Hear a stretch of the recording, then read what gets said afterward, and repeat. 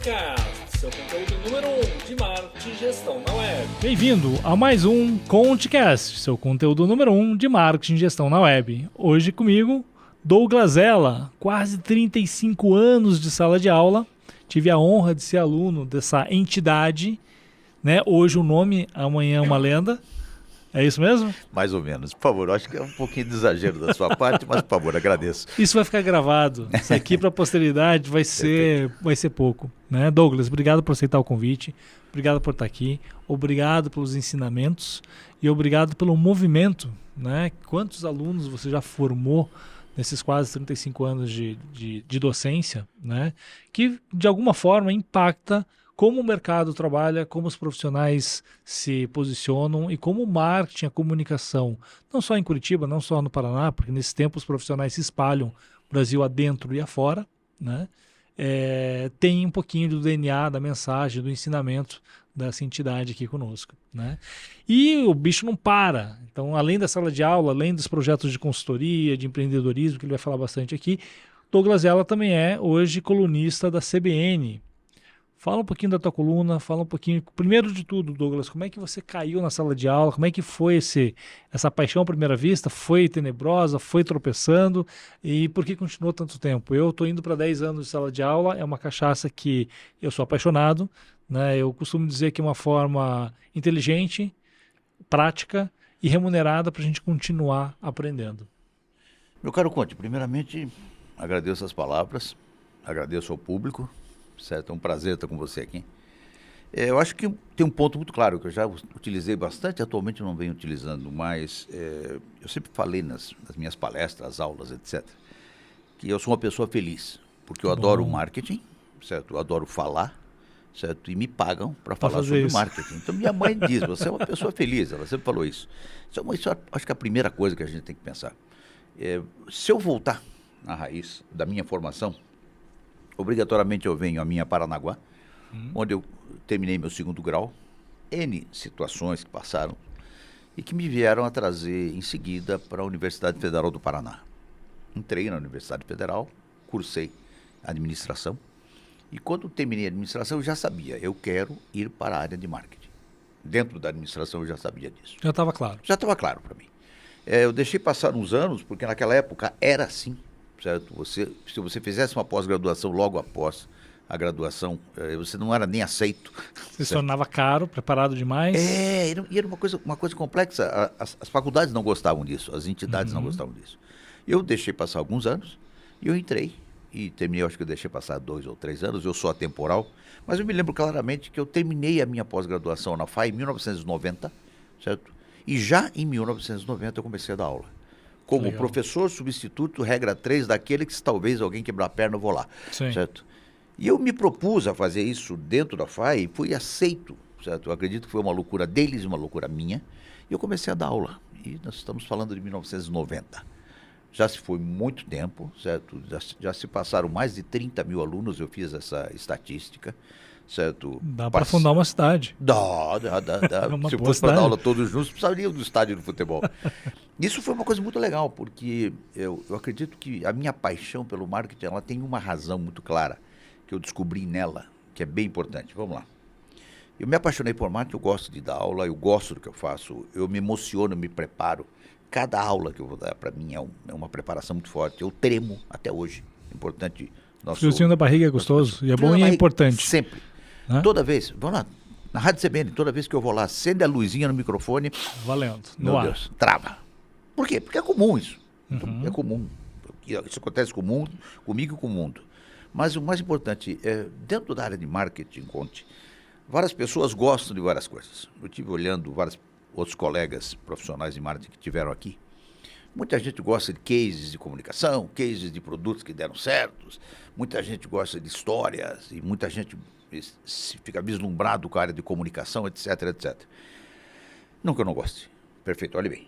Eu acho muito legal, eu tenho cases que eu acho muito legal, eu conto os cases, etc, etc. Mas o que mais me apaixona na área de marketing é uma coisa. O quê? Vamos lá. O fator da democratização. O poder. Conte, vamos na raiz do marketing. Se você pensar aqui, você só vende aquilo que as pessoas querem comprar, e essa é a raiz do marketing, é importante a gente olhar isso. Você tira o poder, certo, da empresa, que é aquela que tem o dinheiro. Eu tiro o poder da empresa, que é aquele que tem capacidade de fazer mídia, de convencer, etc., de comprar equipes, certo, de comprar mídia, de comprar tudo. E dou o poder pro pobrezinho do cliente. Que ele pode dizer, desculpe, com tudo isso aí, não quero. Então, o que o marketing quer é encantar clientes. Certo? Se o marketing quer encantar clientes, você tem que conhecer muito bem o que é o cliente.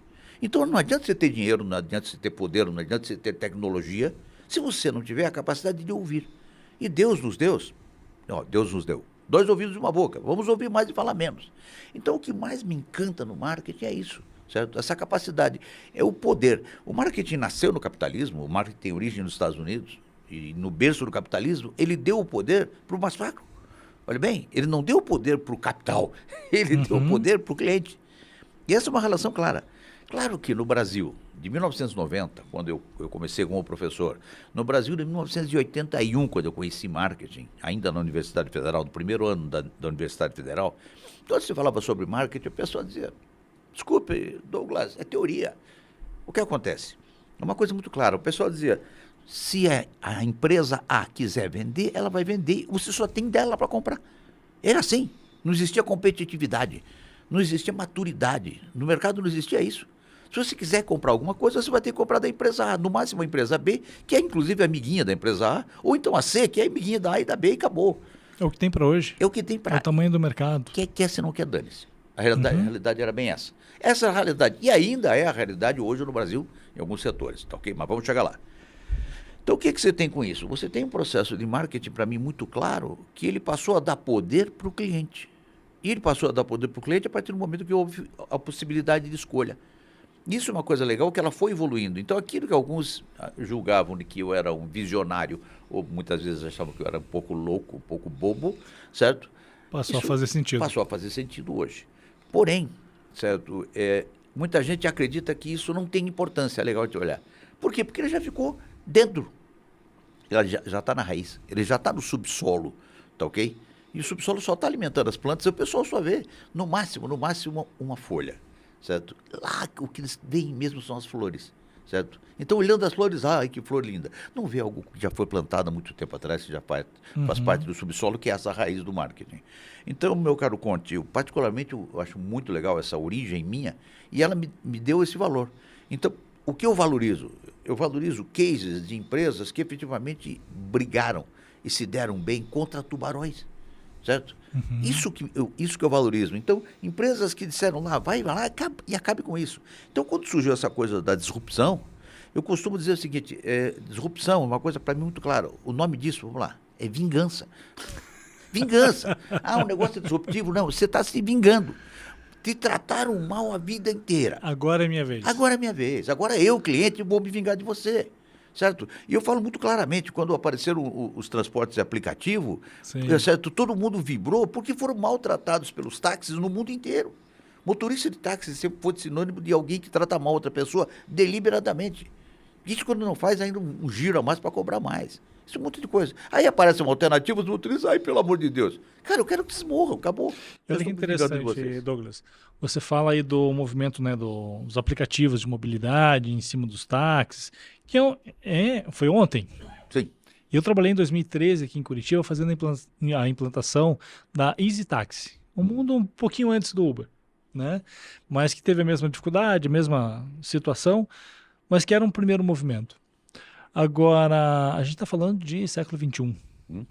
E muitas vezes em sala de aula a gente vai buscar um exemplo para trazer o marketing 1.0 lá na primeira, na segunda revolução industrial, século XIX, início do século XX. Por quê? Porque com a industrialização houve uma abundância de oferta. E até então, como era o marketing? Era focado na distribuição. Eu preciso fazer esse produto chegar na mão do meu cliente, porque eu tenho uma grande demanda e uma oferta muito limitada, certo? Então, é na cor preta aquela história do Ford, né? Então, assim, você pode escolher o modelo do Ford T na cor que você quiser, desde que essa cor seja preta. Por quê? Porque é mais barato, é mais conveniente para que eu possa fazer o processo produtivo da forma mais eficiente. Hoje, parece uma arrogância sem tamanho. Mas há 100 e poucos anos atrás isso fazia muito sentido. Por quê? Porque as pessoas queriam comprar um automóvel e haviam poucos automóveis disponíveis para serem comprados. Então quem detinha a força era o detentor do capital, era a empresa, a indústria. Com essa abundância de oferta, o que acontece? Elas começam a se degladiar. Era das vendas, né? Então eu preciso vender, eu preciso me especializar num discurso de vendas, de como evidenciar as qualidades, as características, os atributos do meu produto, do meu serviço, para que as pessoas possam escolher a mim e não o concorrente, porque agora a abundância se tornou da oferta.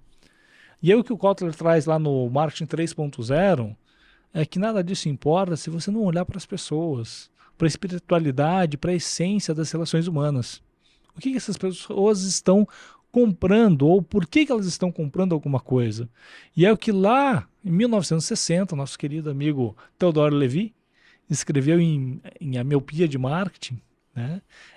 Existe um grande risco estratégico e de continuidade de negócio quando existe um gap entre o que a empresa acredita estar vendendo e o que as pessoas estão comprando. Você concorda com isso? Eu concordo plenamente, mas é legal a gente pensar nesse fator histórico aí.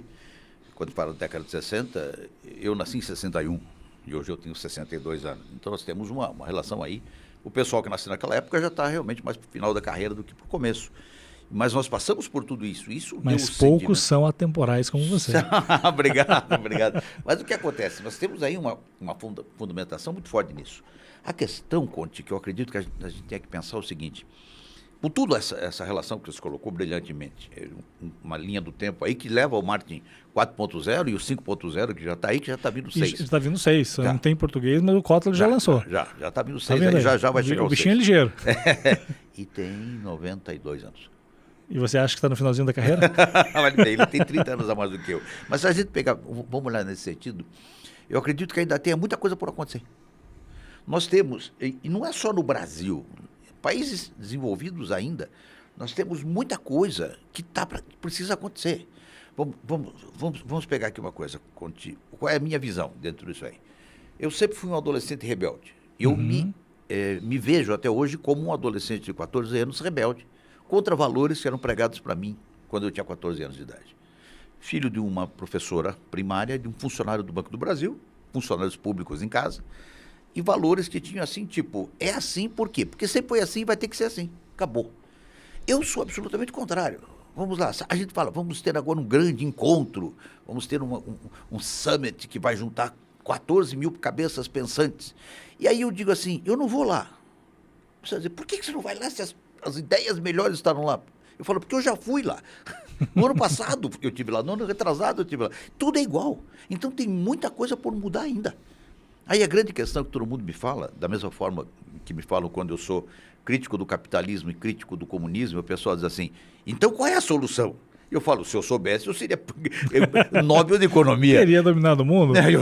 Então, pessoal, qual é a solução? Eu não sei, mas eu sei uma coisa, que isto não é certo, porque isso tende a acabar. Por quê? Porque tudo que foi feito sempre do mesmo jeito e que não encanta todo mundo tende a acabar.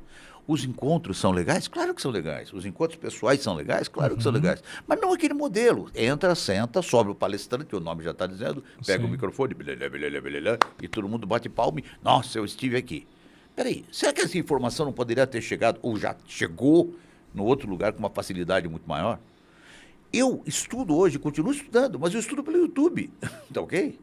Por que eu estudo pelo YouTube? Porque eu conheci a ferramenta do YouTube há 30 anos, e há 30 anos eu estudo pelo YouTube.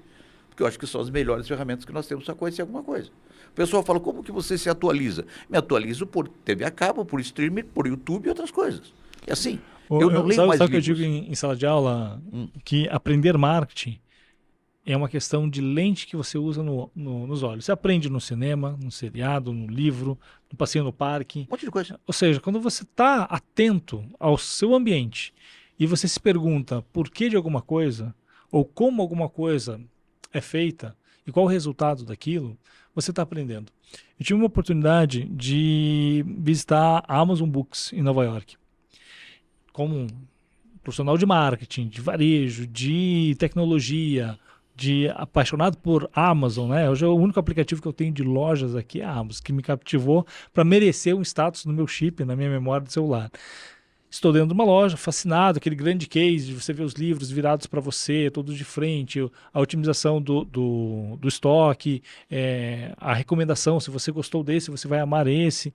Cara, perfeito, você fica ali vidrado. E falei, vou comprar um livro aqui. E eu comecei a procurar onde estava o preço. Primeira resposta, enquanto consumidor, a Amazon não faz isso comigo, não me gera uma experiência ruim.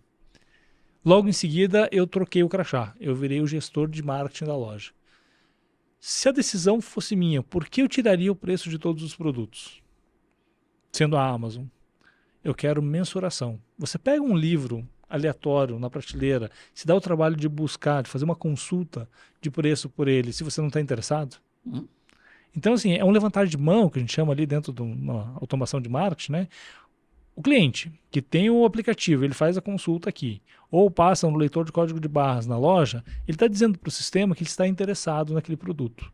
Descobre o preço e ele tem dois caminhos. Abandona, né, o abandonar de carrinho do e-commerce, ou ele passa no caixa, compra pelo aplicativo e vai embora. No final do dia, você sabe exatamente quantos acessos eu tive dentro da loja e quantas conversões realizei. Será que preço é impactante? Vou baixar $2 desse preço. E amanhã eu meço de novo. Claro, sim, uma fonte de informação. Informação Eu é tive poder. algo muito parecido de consultas, porque a demanda até então ela é cega, não tem um preço, para saber o preço, e eu tive 20% a mais de venda. Opa, $2 faz um impacto gigantesco nas vendas. Né? Ou seja, por que eu estou causando uma certa inconveniência para o cliente? Terceirizando para ele o processo de me perguntar o preço, para poder medir, usar dados para tomar a decisão, para calibrar melhor o preço, o produto. Será que esse produto tem que estar na loja? Ele está sendo consultado? Ou ele só está ocupando espaço? Perfeito. Você me fez lembrar um fato. Eu não vou dizer o nome por uma questão de ética, mas uma grande rede de varejo popular. Pode falar a cor? Não posso falar a cor. Uma grande rede de varejo popular. Ok. O gerente local, aqui em Curitiba, foi meu aluno. E eu falei com ele e disse assim, faça isso, olha aqui, faça isso. Uhum.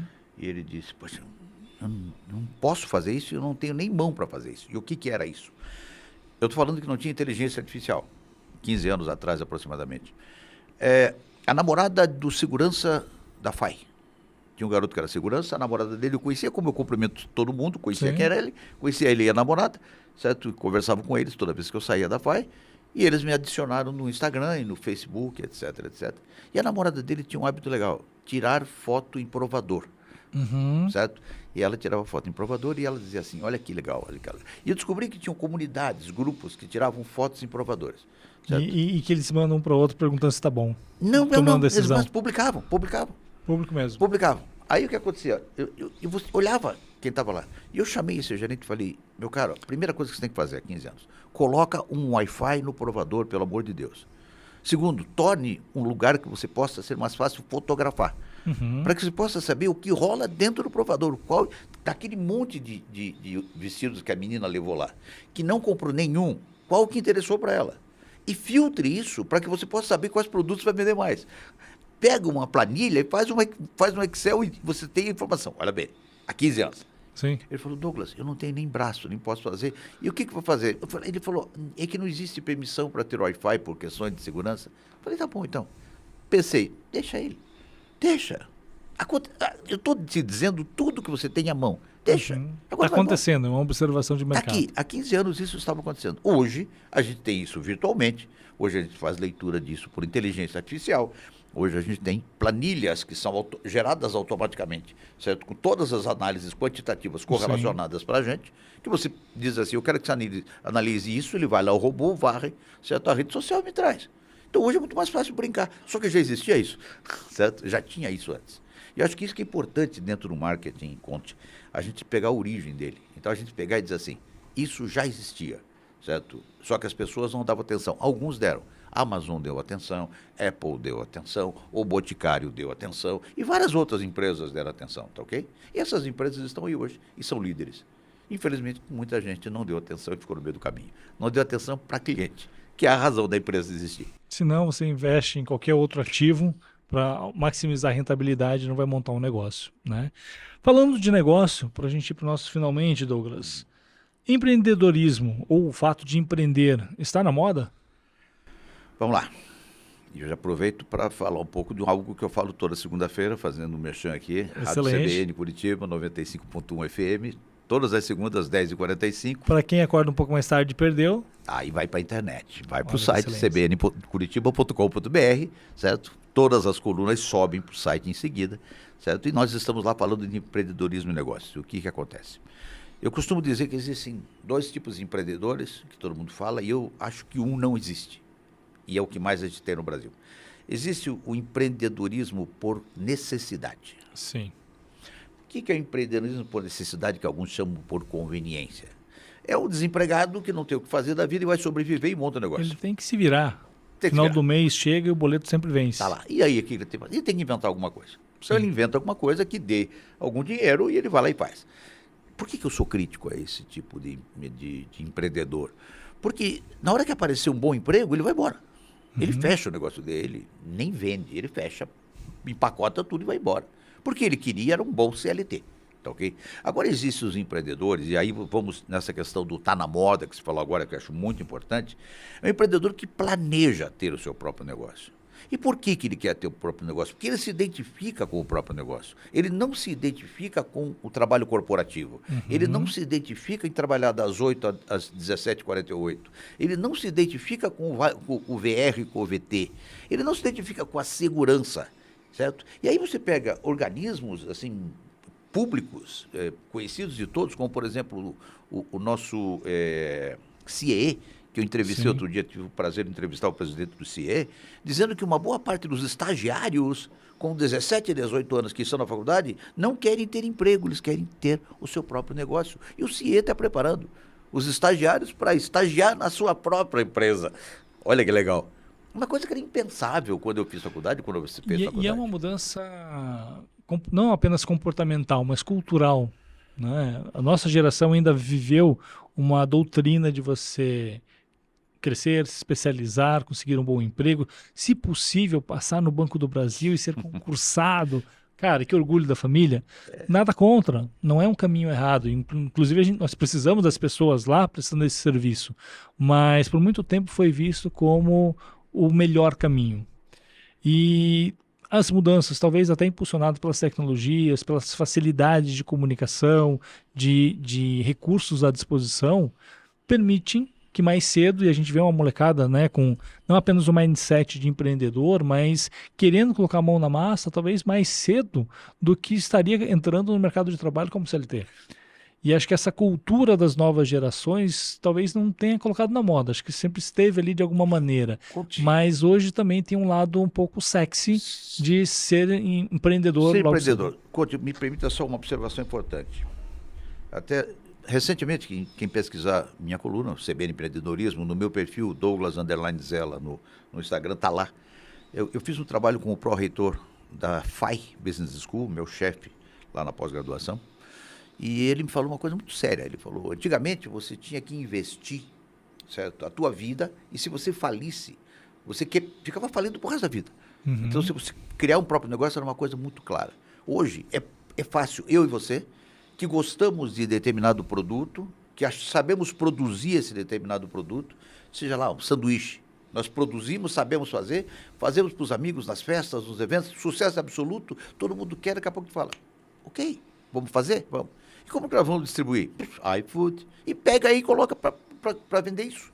E aí tudo que nós sabemos fazer é produzir, nós vamos produzir na nossa cozinha, na nossa garagem, nós vamos fazer o registro, certo, pela Contabilizei e entrar com o CNPJ em 48 horas. Nós temos a fiscalização virtual que é feita da prefeitura e da saúde, etc, que diz que aquele lugar que nós estamos está de acordo, Sim. porque a gente manda o filme e diz que está dentro de padrões. E o investimento para tudo isso é muito menor. O investimento é a nossa garagem, a nossa cozinha. E com isso nós fazemos, e nós começamos a vender. E nós conseguimos ter um sucesso com investimento de tempo e dinheiro muito pequeno. E se não der certo? Vai custar muito pouco, vai sobrar uma batedeira, vai sobrar uma chapa, alguma coisa pouca. Você acaba vendendo para o vizinho. Exatamente, ou para outro que vai empreender. Então, meu caro Conte, está muito mais fácil empreender. O risco se tornou menor.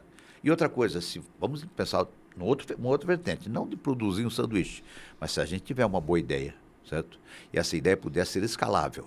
E a gente Sim. conseguir convencer um investidor que é uma boa ideia, nós podemos ficar milionários num curto espaço de tempo.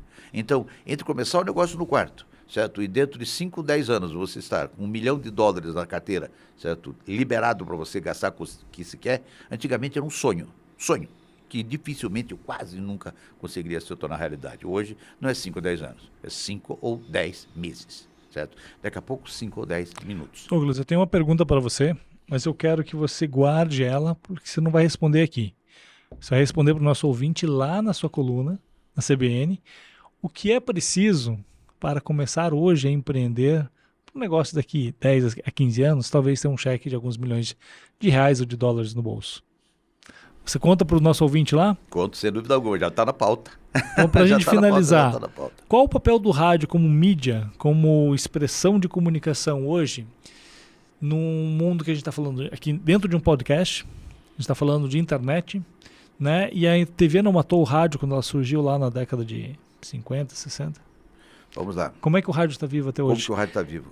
Ele é um bom canal de comunicação? Eu vou falar uma coisa muito simples. Hoje, pela manhã, os nossos ouvintes, estamos aqui gravando numa segunda-feira.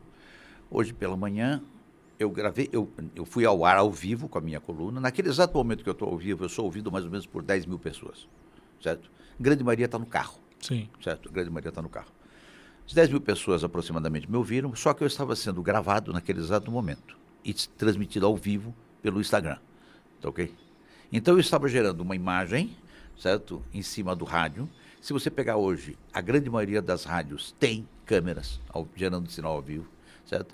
E mais importante disso, não é o som e a imagem, mas o conteúdo. Porque o conteúdo sobe, certo? Para o podcast e ele é ouvido depois. A minha coluna é muito mais ouvida na internet do que ouvida ao vivo, certo? E aí eu diria, a questão do rádio é a questão do conteúdo.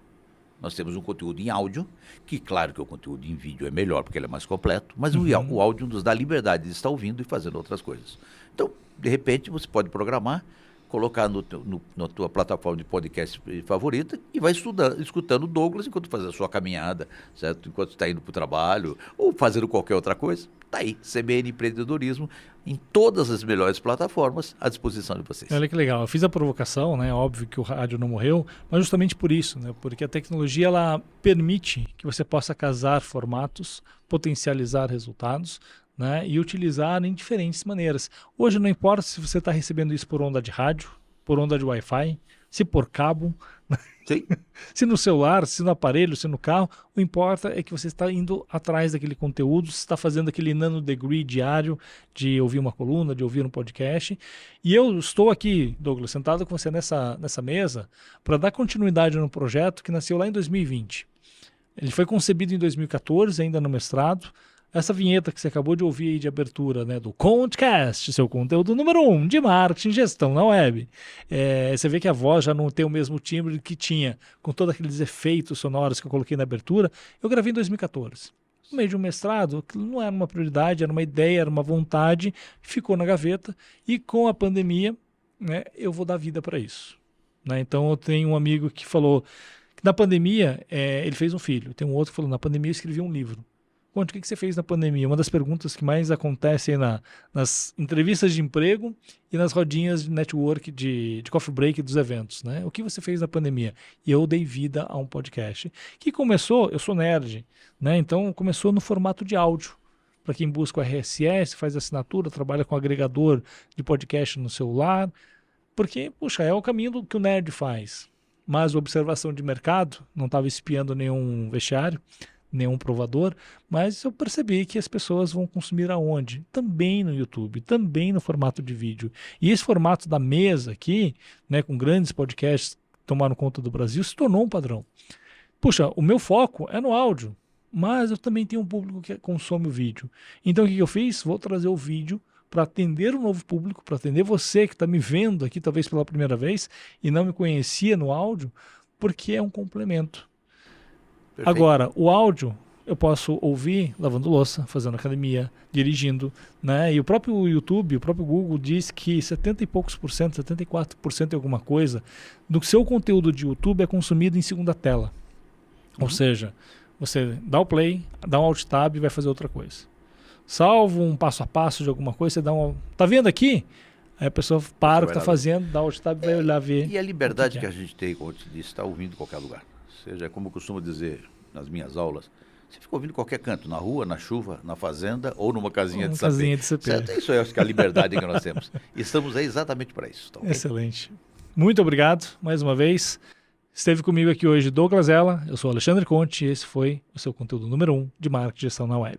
ConteCast.